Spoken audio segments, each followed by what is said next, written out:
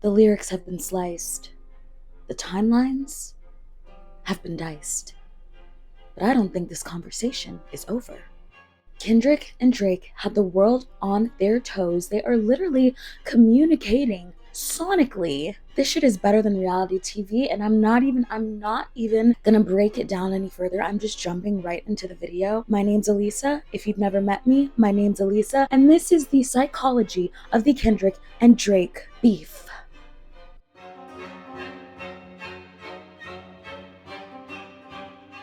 I've been thinking long and hard about this music, and I'm gonna say something, and maybe I'm so wrong. Leave a comment if you think I'm right.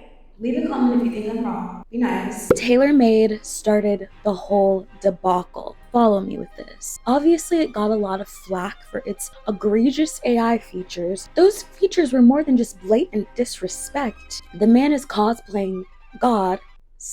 God. I'm not saying Kendrick wasn't gonna respond, but I am saying Kendrick may not have gone as fucking hard as he did had this song not come out. Let's just talk about this chronologically. Like That came out in March. We all know, we all heard, we all said, oh, they be low blowing each other all the time in entertainment. So to me, it was a regular day. Maybe Kendrick was ready for war. I don't know the man. J. Cole, for whatever reason, took offense to the Like That verse, even though he was just thrown into that by proxy. Drake hadn't even responded by the time 7 Minute Drill came out, but when he did respond, he didn't really drop Push-Ups. Push-Ups was leaked April 13th before its April 19th release date. It was typical Drake. It was unserious. He was silly. He made like 3 short jokes about the man. Like he was joking and it was a joke. He's really silly. He probably got to feed off of some of the audience's energy. And you know what happens when you pump up a motherfucker's head? It's big. The day Push-Ups was supposed to be released, he released Taylor Made. Drake uses Tupac's voice to say, "You asked for the smoke. Now it seems you're too busy. I won't lie, the people confused." The fact that Drake is trying to infiltrate his home, infiltrate people that he probably have looked up to, and obviously Kendrick knew it wasn't his voice, but still, that's a little mental. Kendrick Lamar is a person who typically stays out of the spotlight. He doesn't love the fame. Drake is essentially using that to taunt him out of hiding with Tupac's voice, with Snoop Dogg's voice. Snoop Dogg, even more than that, follow me. In Snoop Dogg's voice, he says, "Now's the time to really make a power move, because right now it's looking like you're writing out the game plan for how to lose." How to lose. Dot, you know the dog never fucking doubted you. But right now it seems like you posted up without a clue. This is nothing more than like me at age 7 playing basketball with my sister who plays basketball at age 13, 14, taunting me. It's bullying. And then the worst part of it all, Drake comes in with his voice right after, as if he wasn't just saying the words before, like, "Yeah, that's the truth." This man is silly as he just sounds like he hasn't really battled anybody that has sat him down. He sounds like he needs his first ass whooping. The man is doing some mental shit. And if you ask me, at this point, Kendrick really got to work. Euphoria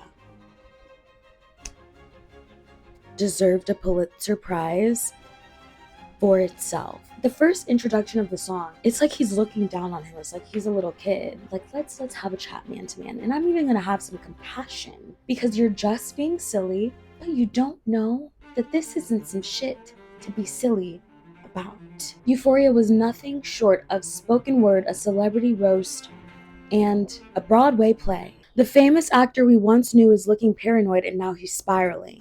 Kendrick obviously knows him better than I do. I didn't notice the spiraling. He's being his silly ass self. Kendrick is like, no, he's losing his mind, and I'm actually gonna help him lose it a little bit more. He's approaching this man in the same way that the Taylor-Made energy had. Tupac is talking to Kendrick Lamar with a voice of mentorship, as well as Snoop Dogg. And so Kendrick comes to Drake in the introduction of Euphoria in the exact same way, as a mentor, as a therapist, as a coach. He's giving Drake exactly what he asked for. And you can't tell me anything. After Euphoria dropped, everything else was ready. Shortly after that beautiful, compassionate introduction, just like an older sibling, he said, "Motherfucking psych." He's literally giving the world the view of Drake through his eyes, and that is gnarly. A lot of people were wrapped around Drake's finger, and I just don't think Euphoria got the dedication that it needed. Everybody was just like, Oh, that song. It's not even like Push Ups is so fun. I'd be singing that at the gym. like, no. This is deeper than a song for you to work out at the gym. This is communication. We're watching a phone call. This is not fucking Spotify. And what I like most about this, he made digs at a lot of rumors that Drake has denied over the years. So he's not giving us anything new. And maybe that's why people were overlooking it. And now when you go back and listen, there's so much more that unfolds because everything is laid out on the table. A couple days later, he drops 616 in LA. And the moment any Drake fan saw this, they knew that was an ode to Drake. And even more than that, it was a cropped photo. Like much of the world, I didn't know how serious this was gonna get, but I did know we weren't seeing the bigger picture of something. Do you see why the man won a Pulitzer Prize? Euphoria had the double entendres Drake requested, but this was even fucking deeper. This was quintuple. This was sextuple. This was John K plus 8. The title itself is a play off of Drake's infamous timestamp at a location. He's doubling down on Drake's paranoia. And if you've ever been a super fan or even just a fan, if you've ever listened to his albums all the way through, like Drake always is kind of worried about the people that keeps close to him. He always talks about women that have wronged him, friends that are jealous of him. Like he's always talked about this stuff. One of your peers to be doubling down, like, yeah, you should actually be scared. And what if actually you should be scared of me too? What if actually they like me more than you? While I believe at this point Drake had a brave face, those words had to needle their way into the frontal cortex lobe, whatever the fuck, of his brain at 3:24 a.m. and open his eyes in the middle of the night. Family Matters. That was some good ass work by Drake. And now here's the thing. Meet the Grams dropping right after. Oh, like, I'm so sorry. Like, this was a good ass piece of work that he dropped, and it was so completely overshadowed. But I do want to get into it because he was talking that talk. So in this 3-part series that dropped with a music video, this was formatted exactly like Euphoria, but with the reverse effect. He came in a little bit harder, softer, softest. Is there a little shakiness in Drake's vibe right here? At the time, I would say no. I do not think Drake was prepared for this nuke. Drake, just being Drake alone, typically wins. Just for having the name, he wins the battles. He's still approaching it in an unserious manner. He's making jokes. You're short. Is it self-defense when you beat on your wife because she's bigger than you? Is one, the silliest fucking shit I've ever heard. And two, a big ass allegation. You know, with the race thing, that obviously came up a lot. Drake essentially started it in push-ups with the Maroon 5 feature and the Taylor Swift feature, da-da-da-da-da. Also, rapping like you're about to get the slaves freed. It was very much so giving like, I'm 20% black, so I can say the N-word. obviously these words are 20% black. According to Drake, he said, I'm guessing this wedding isn't happening, right? This man is fucking silly. He's actually quite comical. I don't mind that he's still throwing low blows at other people. To him, he's just like, you know what, kill 2 birds with 1 stone. But he's not grasping the severity. Okay, Where's your uncle at? Because I want to talk to the man of the house. I know how you meant that. But you know what? We're just gonna take it as you being an ally. Less than an hour later, Meet the Grams drops. We get the full picture of the Maybach glove cover art. He has a picture of the man's shit in his luggage. I don't know if y'all saw that video of that young girl and Drake's dad.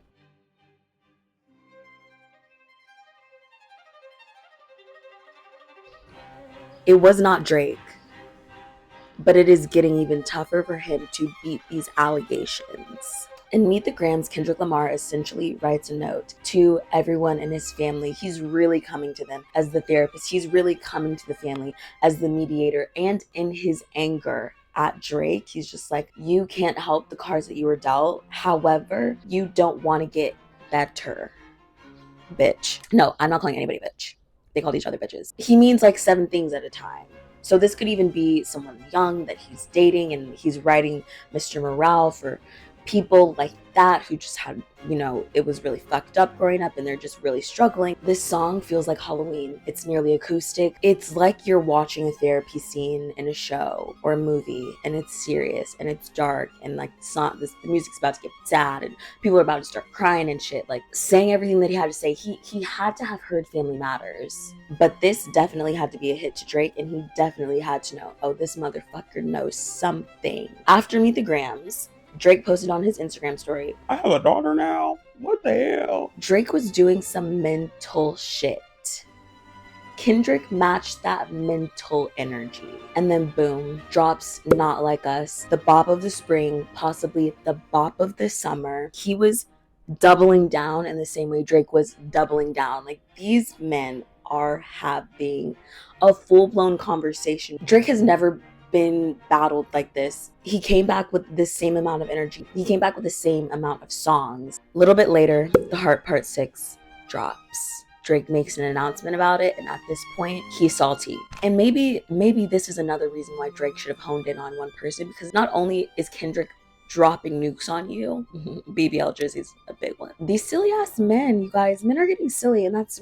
I want to talk about the Instagram caption that accompanied The Heart Part 6. Obviously a play of The Heart Part 5 and Heart Part 4. Blah, blah, blah. The Instagram caption says, The Heart Part 6 out now. And we know you're dropping 6 minutes after. So instead of posting my address, you have a lot to address. Obviously, he's sassy, he's salty. The man is still being a jokester. But this song just, it sounded like the man accepted defeat. I would be in jail if I were a pedophile. Who said I liked Millie Bobby Brown? Nobody. No one said that, actually. Nobody said her name. And he wants to end the song with saying, this was some good exercise. You got exercised. The only time that I know that Kendrick lied was when he said something about Drake not having any classics. Like, I mean, maybe not a lie. Maybe he just wanted to not give him that. That was the only falsity that I could think of. Drake was false. A bit. It's just sucky to see a terrible liar. It's just sucky to see somebody who's unprepared. He actually doubled down on this request. This is like asking for a makeup test and not studying for the makeup test. And let me just give a quick shout out to Whitney. I don't know her personally, but she didn't deserve any of this. Her Instagram comments being a screenshot for a sing, she didn't deserve that. She does not deserve to be talked about. She's not wifed up yet, and maybe she doesn't want to be. Whitney, stay strong. I see you.